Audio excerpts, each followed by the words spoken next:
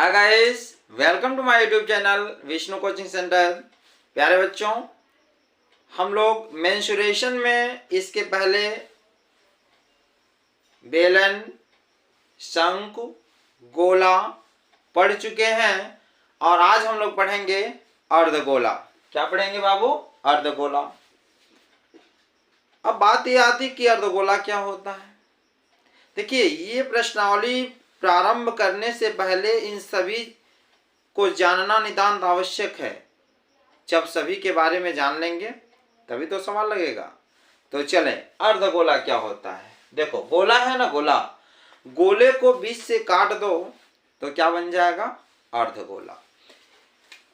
देखो, ये क्या हो गया बाबू? गोला। ठीक। अब यहां बीच से ऐसे काट दो, ये केंद्र है ना, तो ये क्या बन गया? अर्धगोला। क्या बन गया बाबू?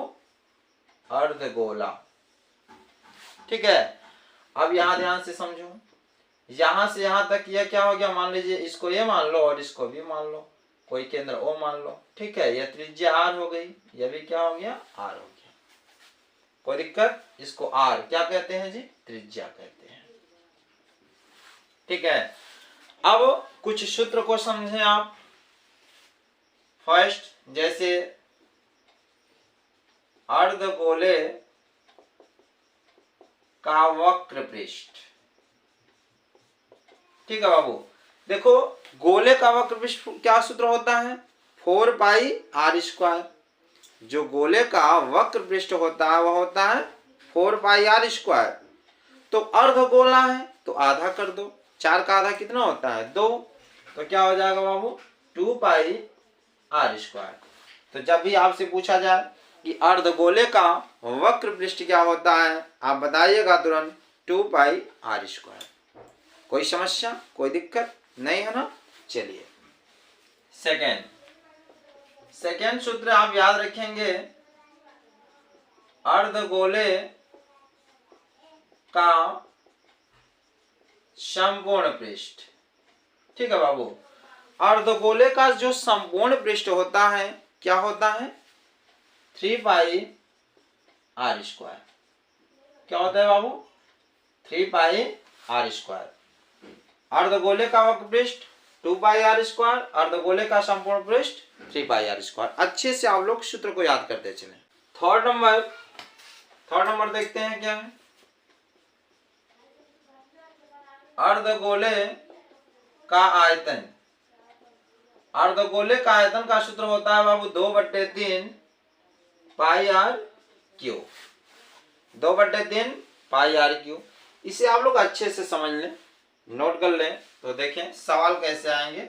देखें, फर्स्ट क्वेश्चन, जैसे एक अर्धगोले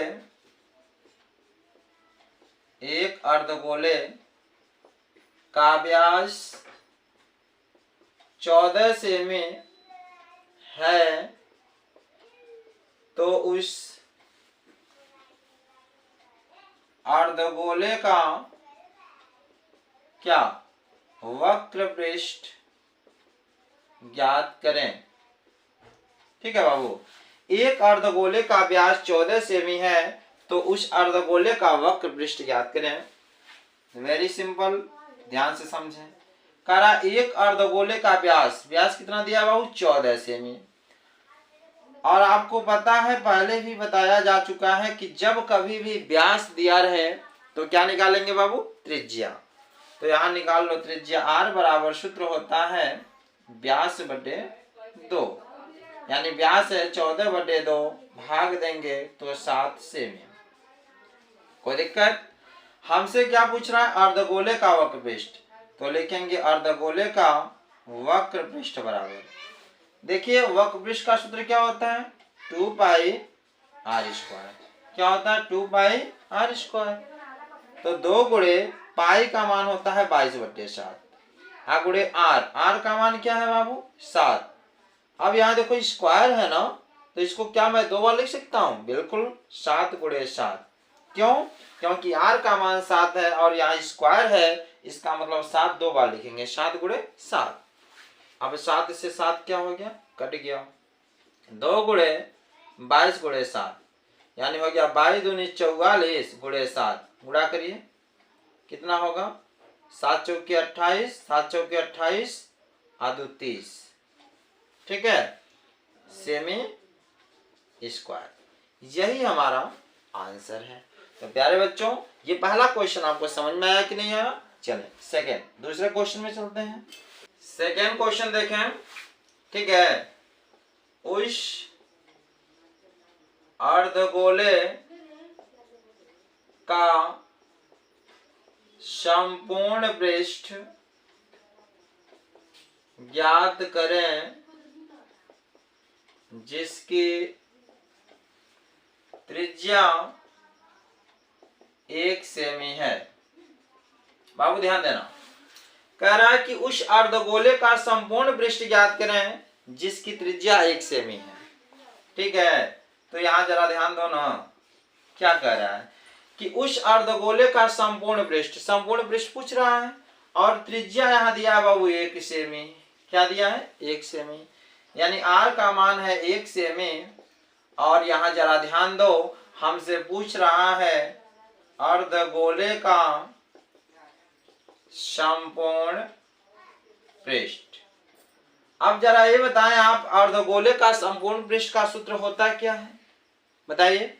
होता है 3 पाई आर स्क्वायर। होता है कि नहीं होता है? अब मान रख लो भाई, 3 गुणे पाई का मान क्या होता है? 22/7 आ गुणे आर।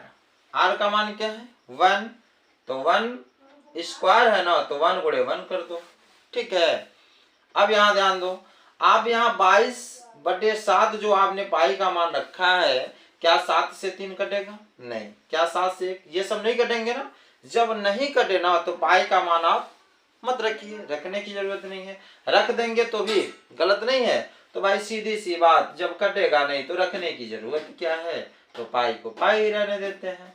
तो हो जाएगा 3 पाई सेमी स्क्वायर। ठीक है, इसे भी आप लोग नोट करें। तीसरा क्वेश्चन देखें। जैसे आ गया कि उस अर्धगोले का आयतन ज्ञात करें जिसका त्रिज्या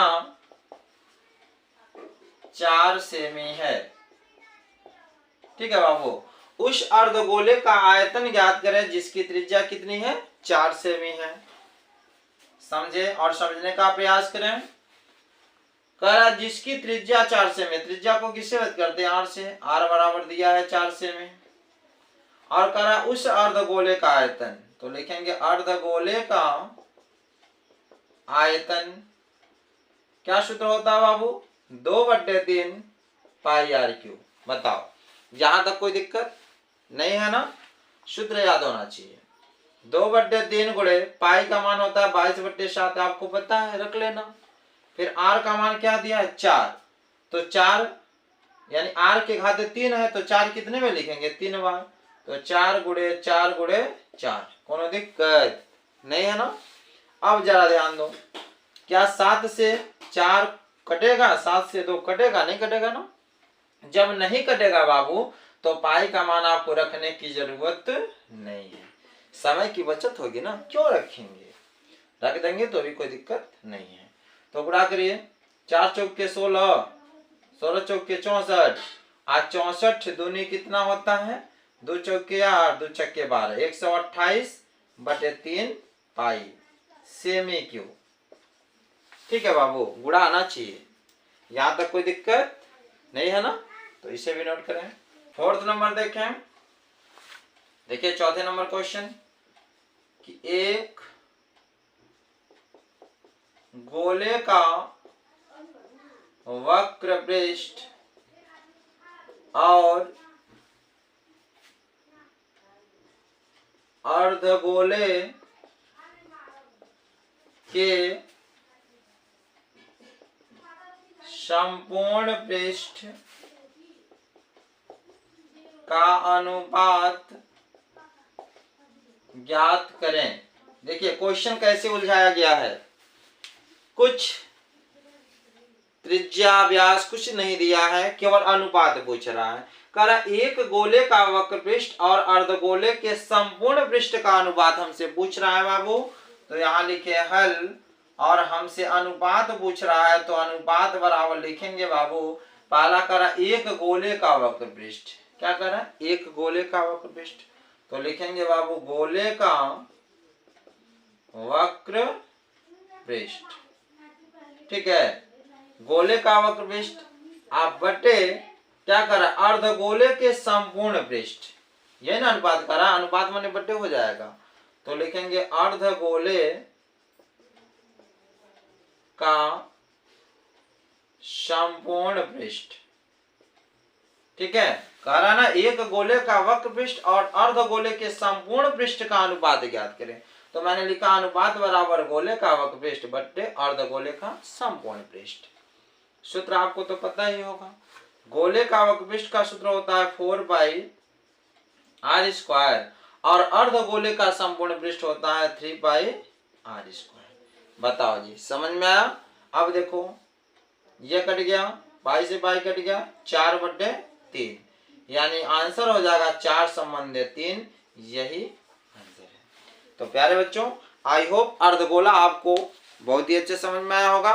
प्यारे बच्चों, अगर समझ में आया है तो मेरे चैनल को लाइक, सब्सक्राइब और शेयर जरूर करें। पुनः मिलते हैं अगली कड़ी में अगली वीडियो के साथ। धन्यवाद।